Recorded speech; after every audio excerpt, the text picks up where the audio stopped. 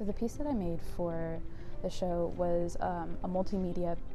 art piece that was a black and white photo that I had taken and then embroidered some traditional Palestinian patterning on top of the paper, which was a new process for me, both in just mixing the different medias together and then also just trying out embroidery to that scale. With the piece specifically, there's a pomegranate fruit and the embroidery is on the inside of the fruit, and so the pomegranate fruit is a really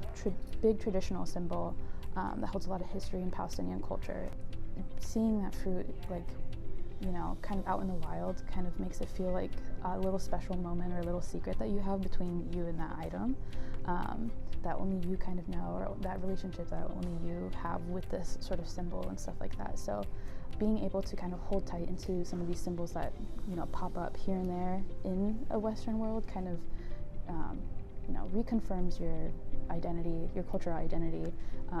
and, you know, where you came from and things like that, and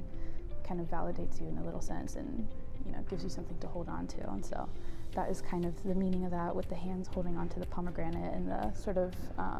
little treasure of the Palestinian embroidery inside. So it's kind of like, you know, you open it up and it's this little secret, this little like moment that you have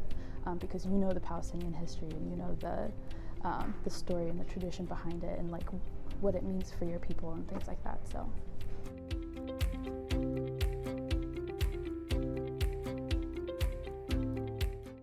This is an interesting question because I feel like it could go both ways, where, you know, the creative work that I do at BHDP inspires my work outside, and then vice versa, where the work that I do outside sort of feeds in and bleeds into my work at BHDP. And so that's the beauty of, you know, creative work, is that it can go multiple ways. You can change the same idea so many times and it would be different the way that you represent it every single time. And so kind of learning how to balance the both of those and let the ideas kind of go both ways. Utilize your skills that you learn from your personal